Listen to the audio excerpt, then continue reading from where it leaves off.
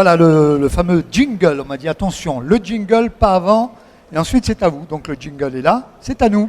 La mutualisation pour innover et développer ensemble les services publics à l'heure du numérique. Je suis immensément heureux, la mission Écoterre, d'accueillir Audrey Morel. Vous allez vous présenter après, Isabelle Kerkhoff, Mona Trecchia. Je prononce bien votre nom, madame? Perfecto. Et Sylvain Réfaud, 3 femmes, un homme. Ça aussi, ça me plaît bien parce qu'on nous reproche souvent d'avoir en plateau beaucoup trop d'hommes. Et là, nous avons 3 dames extrêmement brillantes. Sylvain Réfaud, vous êtes maire adjoint du 10e arrondissement de Paris. Mona, vous êtes conseillère municipale déléguée développement économique et relations aux entreprises à Épinay-sur-Seine. J'en oublie aussi, vous avez d'autres casquettes, vous nous en parlerez après.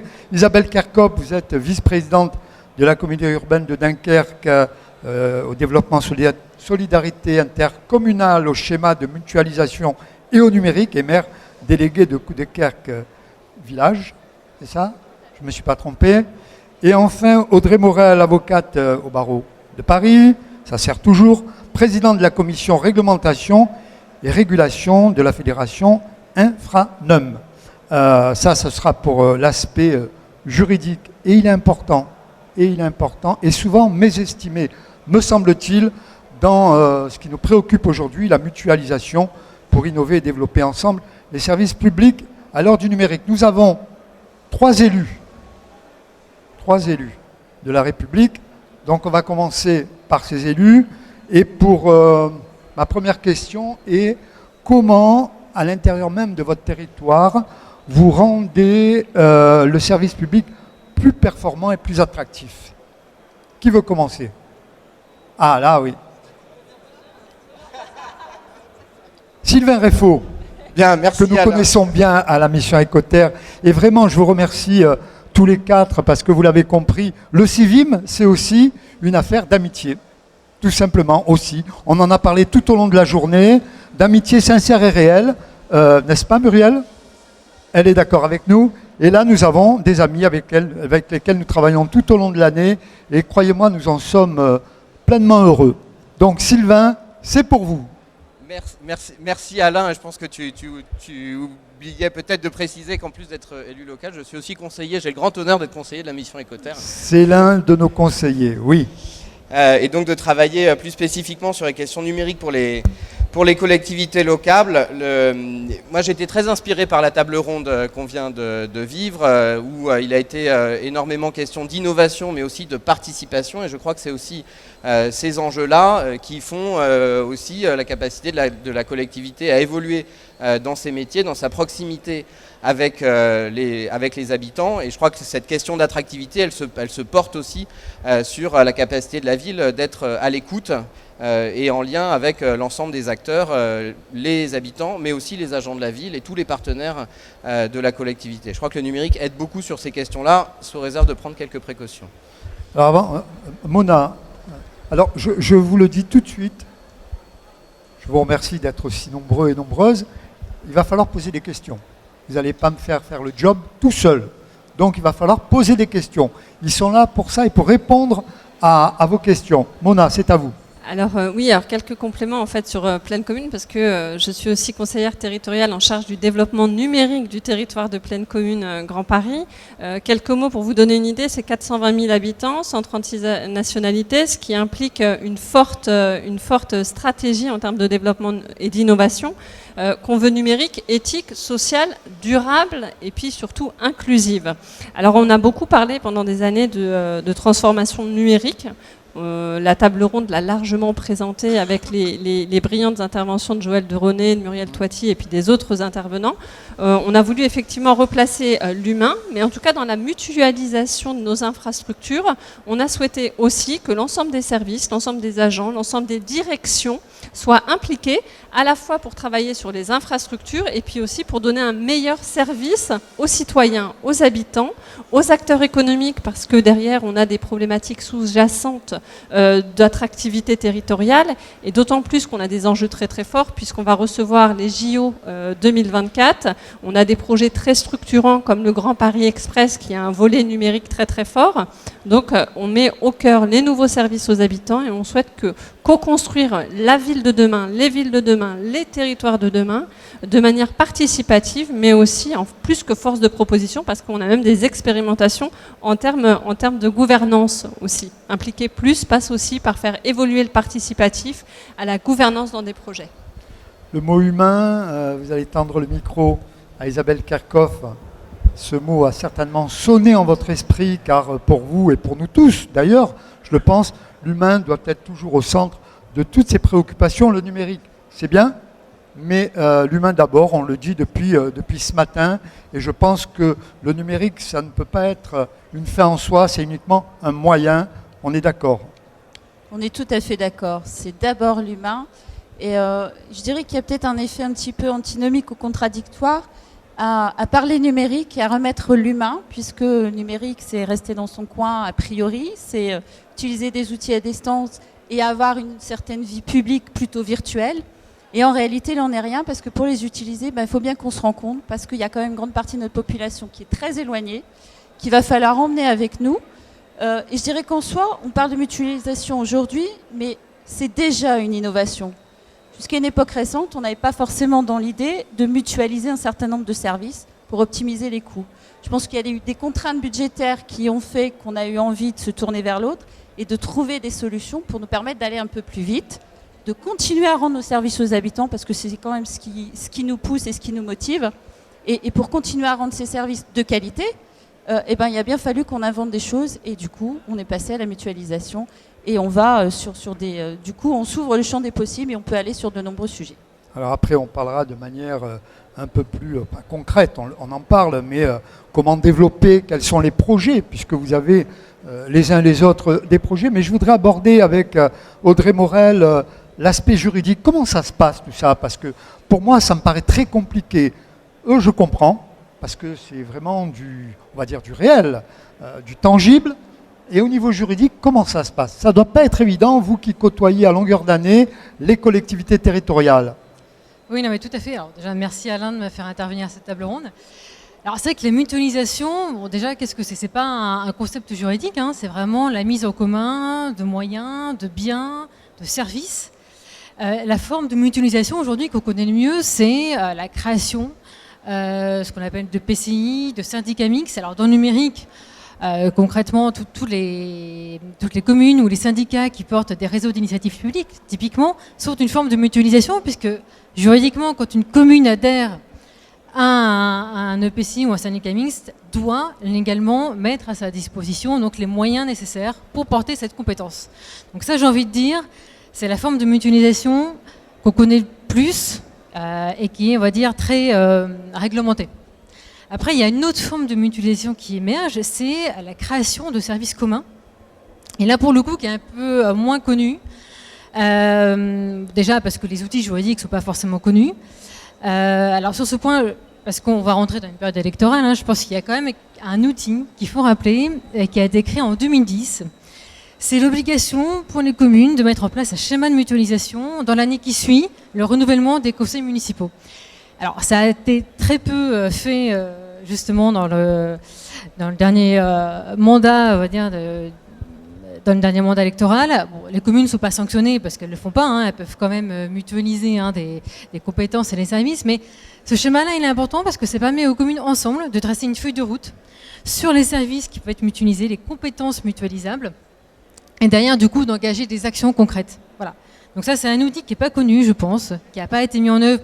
Voilà, c'est toujours contraignant de s'accorder quand on est plusieurs communes. Mais je pense là qu'il y a toute sa place suite aux élections.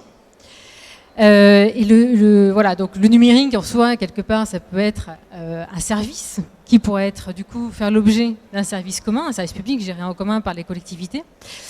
Et le numérique aussi aurait sa place dans ce cadre-là. Alors mais pour être un outil justement au service de la mutualisation, pour mutualiser les données, pour mutualiser justement les compétences des collectivités, pour mettre en place des outils spécifiques. On le voit pour les plateformes, on le voit pour les guichets uniques au service des citoyens qui ont besoin de faire des demandes d'autorisation, de permission de voirie et autres. Voilà, donc je pense que c'est quelque chose qu'il faut souligner et qu'il faut peut-être effectivement expliquer aux collectivités, à un moment dans le cadre des prochaines élections. Et beaucoup plus communiqué certainement. C'est pour la partie attractif. J'ai 3 mots. Attractif, développé, institutionnalisé.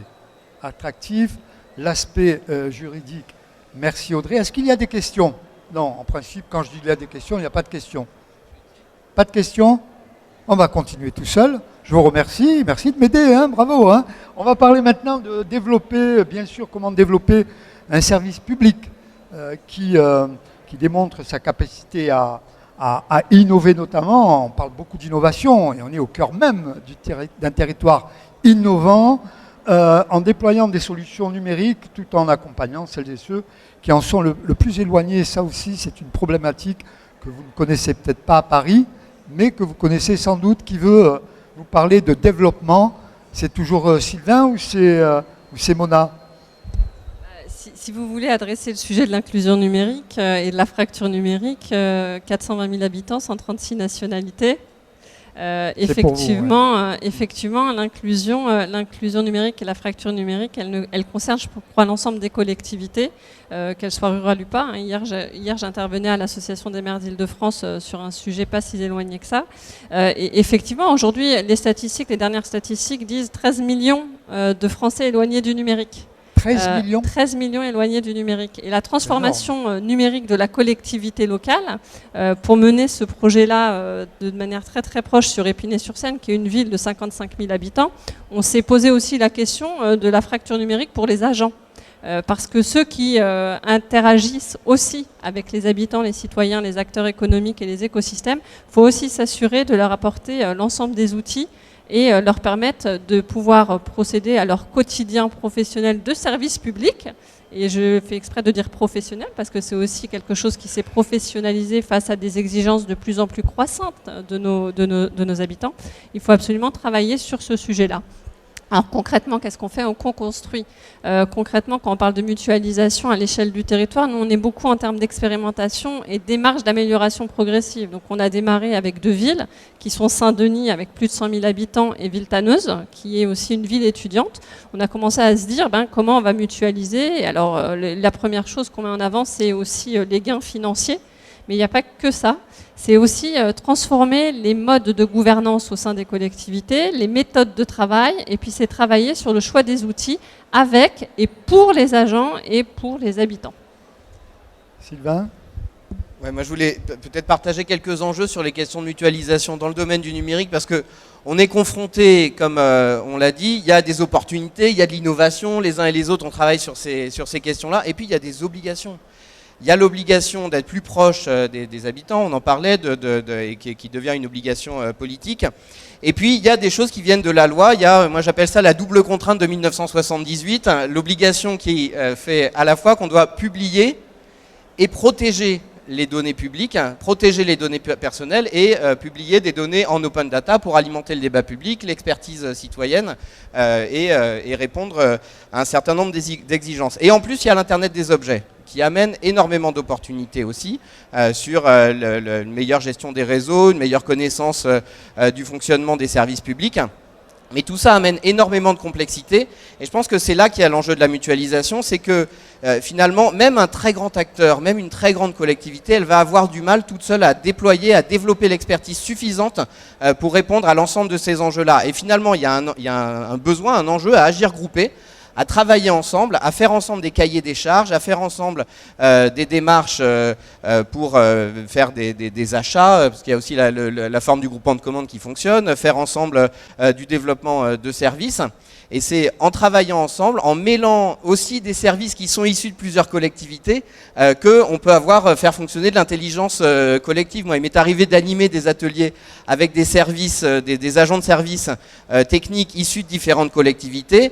c'est passionnant aussi ce qui se passe à cet endroit-là. On parle d'un outil numérique, mais finalement, c'est la façon d'aborder le métier, d'aborder l'usager, d'aborder la hiérarchie, les élus, qui se posent de cette façon-là. Et je crois que c'est aussi un intérêt de la mutualisation, c'est réfléchir tous ensemble et être plus intelligents tous ensemble. Échanger du plus possible. Isabelle Kerkhoff. Ah, oui, je viens à vous. Vous venez à moi. Pareil. Je voudrais vous poser une question. Est-ce que vous ne croyez pas qu'il y a une évolution perverse des services et le numérique dans le monde entier? J'explique. Les services peuvent se découper en multitâches de plus en plus petites que l'on peut exécuter en télétravail, personnellement, de n'importe quel endroit du monde, qui conduit à une diminution du prix auquel on paye les gens. On assiste à ça dans le monde en ce moment. C'est que des gens participent à des services, une micro-tâche, sont payés quelques centimes d'euros. Et c'est une véritable perversion parce que plus il y a des gens qui veulent le faire à leurs heures partagées de chez eux, plus le coût de paiement diminue. Et donc il y a une dévalorisation du coût des services multiples à cause du numérique. Comment vous voyez cette évolution ?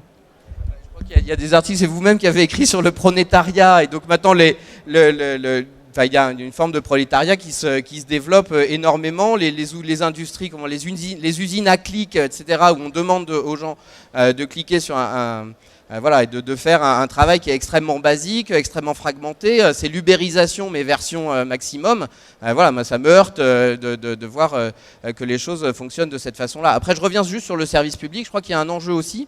C'est d'utiliser le numérique pour être plus efficace pour la gestion d'un certain nombre de fonctions qu'on a aujourd'hui. Moi, je dis souvent, comme contribuable, je suis heureux de pouvoir faire ma déclaration d'impôt en 3 clics, mais comme disait Mona Tréquier à l'instant, il y a des millions de personnes qui sont pas en capacité de faire cela. Et du coup, l'enjeu, c'est pour les collectivités, c'est un changement complet du guichet pour être plus proche dans la proximité, répondre à l'enjeu de l'inclusion numérique, mais aussi à l'enjeu de proximité. Et je crois que les institutions ont besoin d'être incarnées humainement. Et il ne faut surtout pas perdre ça de vue. Je voudrais juste, parce que c'est un sujet, Monsieur Dronet, qu'on a beaucoup appréhendé, et ça depuis 2014, on s'est posé la question des enjeux socio-économiques, des transformations des métiers au sein de la collectivité, liées justement à l'innovation numérique. On a fait des choix qui sont de se dire accompagnons, anticipons, essayons de faire de la prospective dans les nouvelles manières de faire les choses, et le fait d'accompagner les agents et de les emmener avec nous dans la réflexion sur l'analyse de processus métiers, les interactions, pour voir comment, parce qu'en fait on s'aperçoit moi il y a quelque chose qui m'a beaucoup frappé, c'est l'engagement de tous nos agents, de tous nos services et nos directions pour améliorer le service aux habitants. Et ça, c'est quelque chose qui est inestimable. Et on revient toujours dans cette valeur humaine, dans cette création de liens et d'engagement. Et c'est quelque chose qu'il faut, alors j'appelle ça être maître de notre destin numérique. Et il faut qu'on le soit et qu'on soit sensible à ça, à cet aspect humain du changement. Isabelle ? Oui, il y a eu beaucoup de choses. Vous allez être ravis quand même parce que moi j'ai la chance d'être la vice-présidente au schéma de mutualisation et on l'a mis en place. C'était une perche. On l'a effectivement mis en place. La première des choses qu'on a faites, déjà c'était sur les autorisations d'urbanisme puisque l'État se désengageant. Où ça a impacté beaucoup, c'était sur les petites communes. Ça tombe bien aussi, c'était ma délégation première, c'était bien les solidarités envers les petites communes.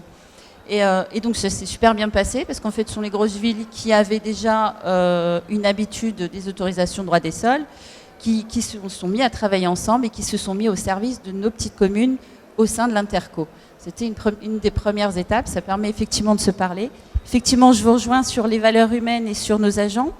Après, je pense qu'on ne peut pas construire sans eux, on ne peut pas construire sans nos habitants, on ne peut pas construire sans nos citoyens. Et je pense que c'est ensemble qu'on va arriver à dépasser un certain nombre de clivages. Le mérite de la mutualisation et des innovations et des outils numériques, c'est de travailler ensemble. Et plus les uns contre les autres, et pas chacun dans son coin. C'est vraiment de travailler ensemble au service de la collectivité, mais au service des plus petites qui sont très éloignées. On a mis en place un certain nombre d'autres dispositifs.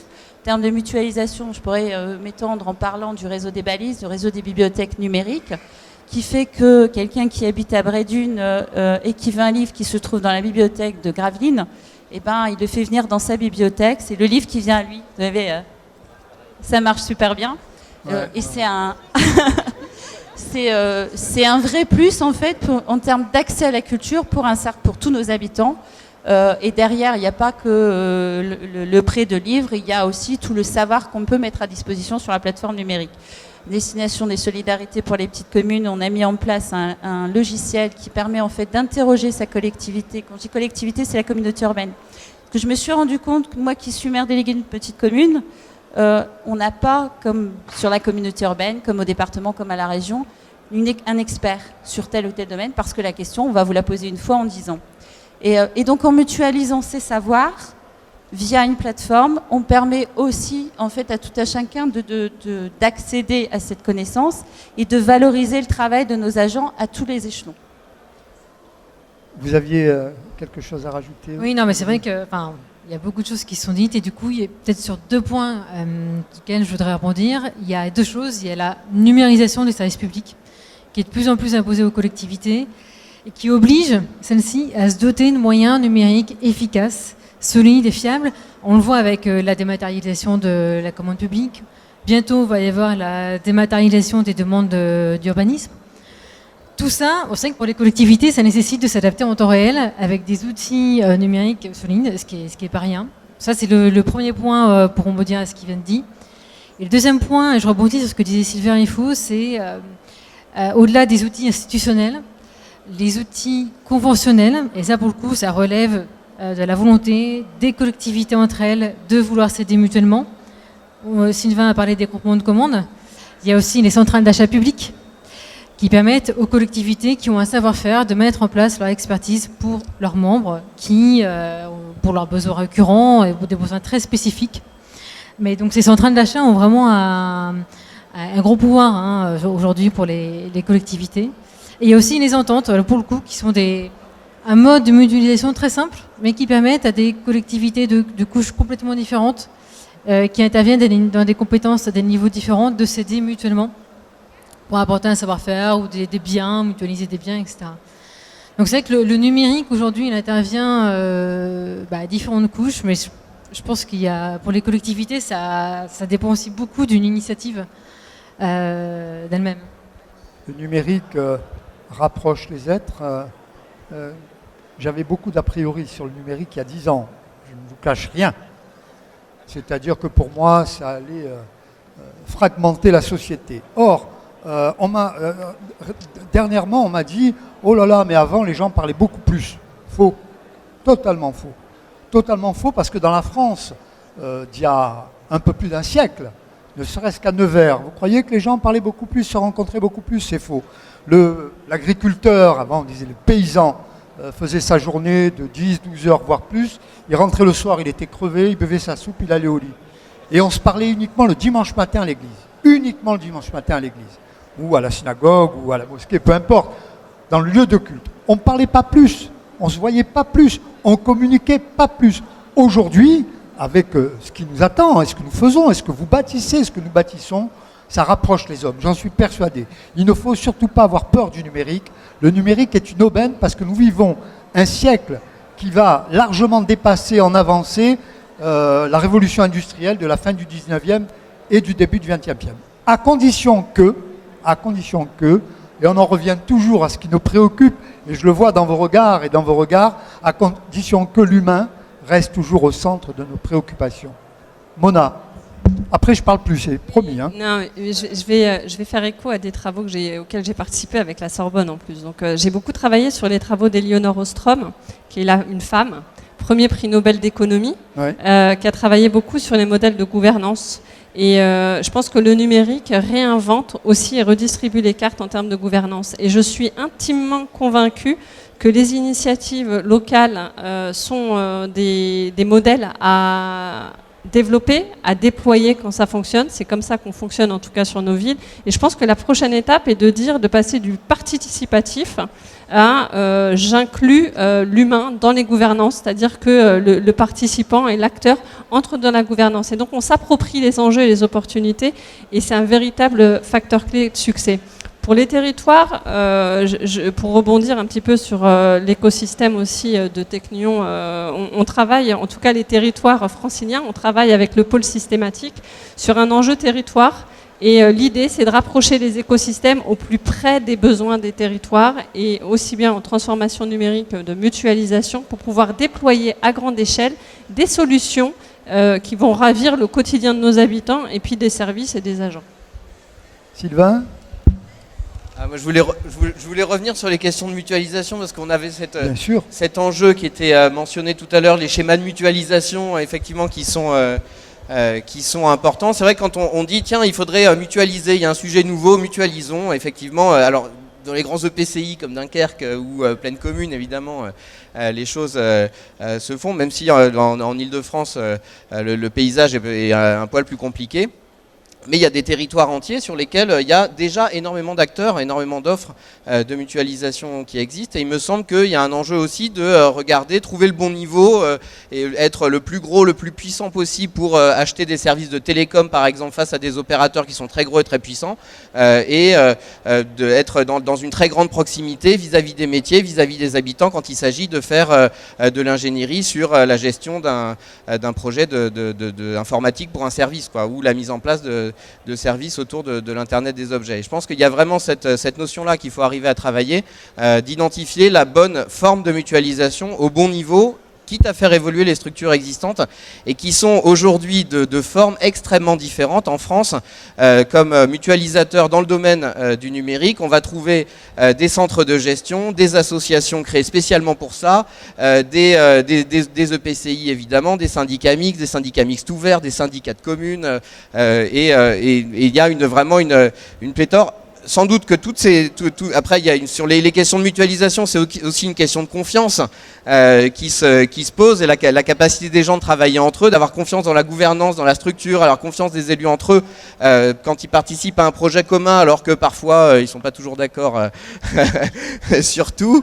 Mais voilà, et je pense qu'il y a vraiment cette notion-là, et je retiens particulièrement cette question de schéma de mutualisation qui peut être un levier aussi, mais à regarder à différentes échelles, au niveau de la commune et de ses satellites, parce que le CCAS, le bailleur social, ils ont aussi besoin de cette mutualisation numérique, le PCI, le département et puis plus largement la région, et trouver le bon niveau d'intervention en fonction de la bonne échelle territoriale.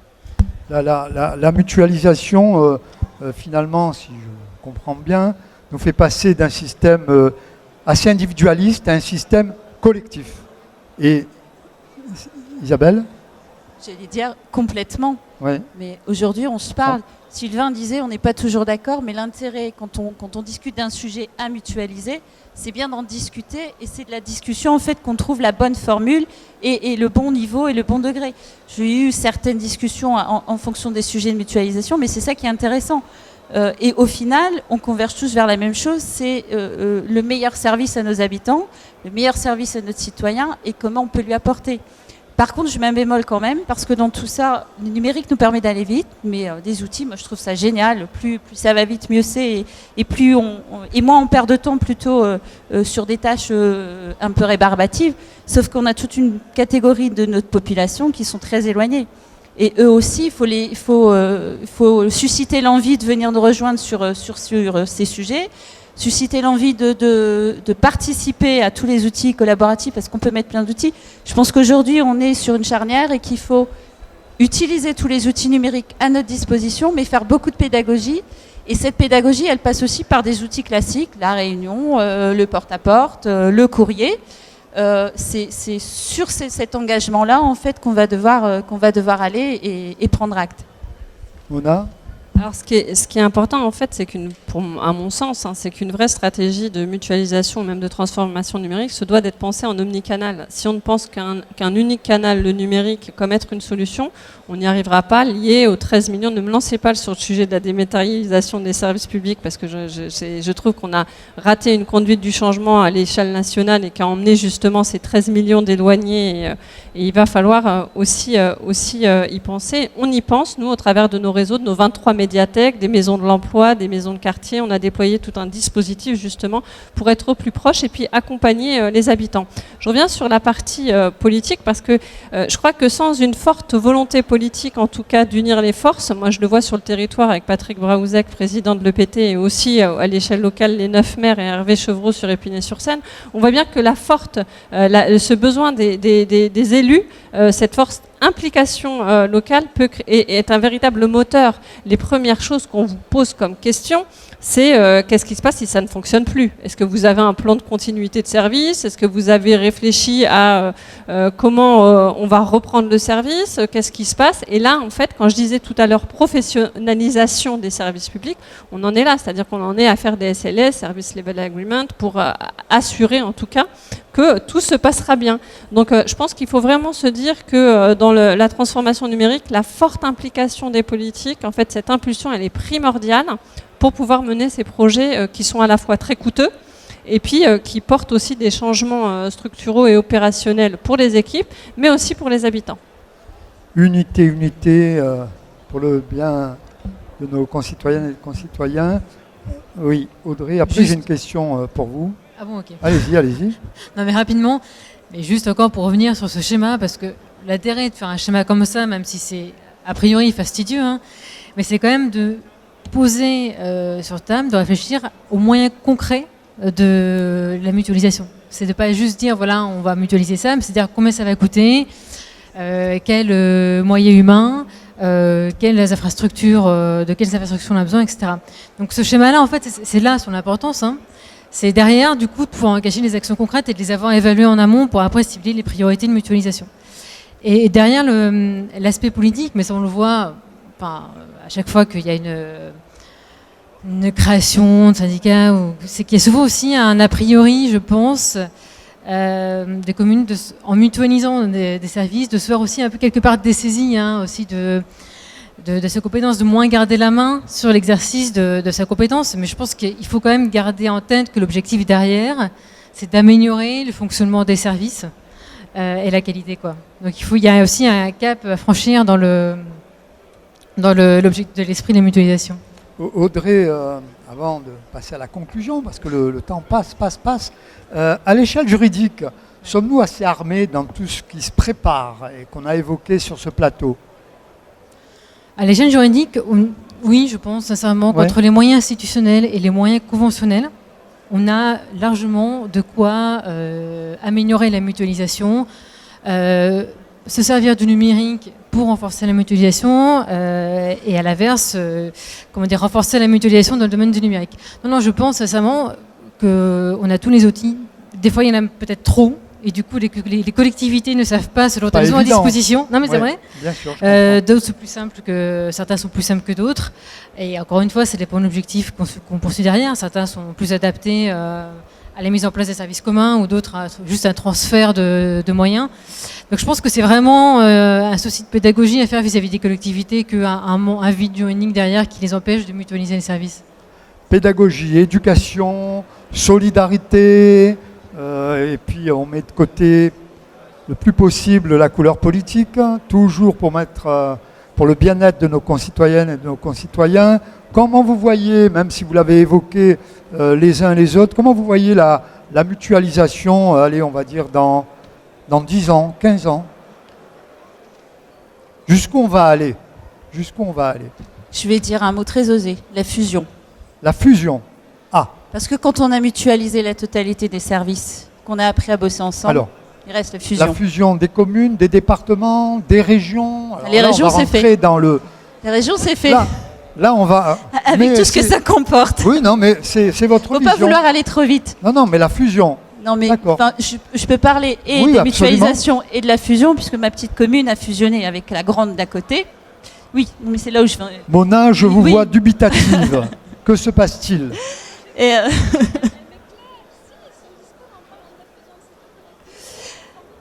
Mais oui, bien sûr, parce qu'en fait, on a voulu la fusion. J'ai 3 ans d'expérience, c'est pas beaucoup, mais c'est suffisant pour vous dire une chose. Je préfère passer par un schéma de mutualisation qui nous permet d'affranchir les étapes tranquillement, d'essuyer les plates sur un certain nombre de sujets, mais en tout cas de pouvoir avancer et de passer à une mutualisation suivante. La fusion, c'est tout d'un coup. C'est violent pour vous, politiquement, c'est violent pour les habitants et c'est violent pour vos agents. Et donc je pense que quand on est en mutualisation, c'est ce qu'on se disait tout à l'heure, nos agents ont construit avec nous la mutualisation. Ils ont avancé avec nous. Évidemment, il y a une part de frilosité aussi. On parlait des aspects juridiques. Ils sont aussi là pour nous dire non mais attention, là vous allez trop vite. Nous, on a cette volonté politique de dire il faut qu'on aille mutualiser. Puis on ne va pas se le cacher, quand on mutualise un certain nombre de services, on a quelque chose qui va très bien à l'État, c'est le coefficient d'intégration qui vous permet de dire à l'État qu'on est bons élèves ou pas et de garder ses dotations, de ne pas les garder. Donc forcément, ça sert à ça aussi. Il ne faut pas se le cacher. Il y a aussi des aspects un petit peu contraignants, en tout cas qui sont là. Et donc voilà, il faut que si on veut faire les choses intelligemment, on passe d'abord par la voie des mutualisations, qu'on avance, qu'on explique, qu'on accompagne nos agents et nos populations. Mona, la fusion... Non, non, j'ai pas de problème avec le terme fusion du non, tout. non, hein. je n'ai pas dit ça. Si j'essaye de faire un voyage dans le temps, Voilà, c'est d'accord. ça qui m'intéresse. Nous, on a un territoire très, très innovant. C'est-à-dire qu'on fusionne d'idées. On a la chance, moi, à chaque fois, je ne cesse de saluer les travaux des directions, des services, des universitaires, des écosystèmes avec qui on noue des liens. Et en fait, cette mutualisation, pour moi, elle est forte d'opportunités, de changements dans les méthodes de travail aussi. Et puis, je fais ce voyage dans le temps. Et en fait, là, je pense que le législateur, nous, on l'interpelle régulièrement, pour tout vous dire. Régulièrement, dès qu'on a une idée qui est innovante, on dit, ben là, on a un point de blocage où il nous manque quelque chose, etc. Donc, on a cette opportunité-là. Les questions que je me pose sur la mutualisation, c'est aujourd'hui, c'est tout ce qui va être autour de la donnée. De la donnée des collectivités. Je pense qu'aujourd'hui, soit c'est minimisé, soit c'est pas suffisamment conscient de toute cette richesse d'opportunités, de nouveaux services, de nouveaux usages au sein des collectivités. Monsieur de René en parlait, hein, si je connais mieux mes habitants, je vais pouvoir leur apporter des services plus pertinents encore et encore et encore, et être encore plus proche de lui, être facilitateur, ce qu'on appelle dans le e-commerce le zéro effort client. Et ben, on aura le zéro effort habitant dans sa relation. Et du coup, ça m'interroge sur la donnée. Donc, dans 15 ans, comment on aura réussi à traverser ça avec les enjeux socio-économiques. Et là, je m'interroge autour de la notion de bien commun. Est-ce que le service public de demain, c'est un bien commun qu'il faut préserver? Est-ce que la donnée, en fin de compte, qu'on a souvent présentée il y a quelques années comme l'or noir, est-ce que c'est pas quelque chose aussi de l'ordre commun qui appartient à tous? Et puis, je finirai mon propos par dire... tout seul, on peut essayer, ensemble, on peut aller plus vite et encore plus loin.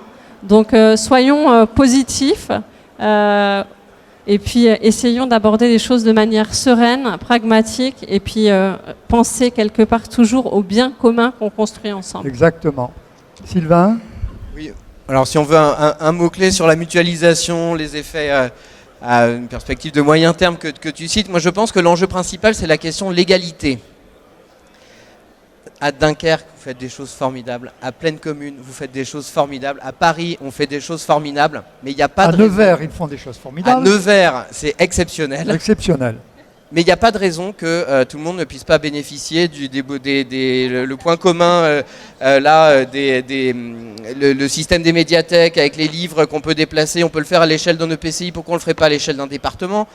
Pourquoi est-ce qu'on aurait des services qui sont mieux gérés du point de vue de la consommation d'énergie, de fluide, etc., dans une grande commune que dans une petite? Et moi, je pense que c'est ça l'enjeu.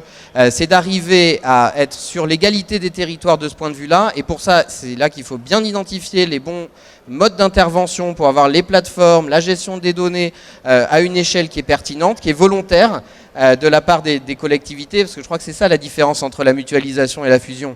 C'est que la fusion, c'est la décision de l'Assemblée des élus pour faire le truc, et puis ensuite, ça s'impose d'une certaine manière à tout le monde, y compris aux élus qui ont été là au moment de la décision. Alors que des systèmes plus intégrés dans lesquels on est plus sur un volontariat des uns et des autres, la mutualisation de projets. Je pense que c'est important de pouvoir se dire on a un projet sur les médiathèques par exemple, on fait ensemble, allez on y va et on fait ce projet-là ensemble, plutôt qu'effectivement chercher à plaquer des modèles. Voilà, la France est très diverse, chaque collectivité a son identité, sa façon de fonctionner, et je pense qu'il n'y aurait rien de pire que de chercher à plaquer un schéma national de mutualisation qui s'imposerait bêtement à tout le monde.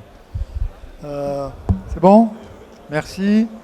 Merci Monsieur Réfaud, merci Madame Trecchia, merci Madame Kerkhoff, merci Madame Morel. Vous voyez, je vous ai appelé tout le long de cet échange par vos prénoms, et là, respect à vous, merci et merci à vous.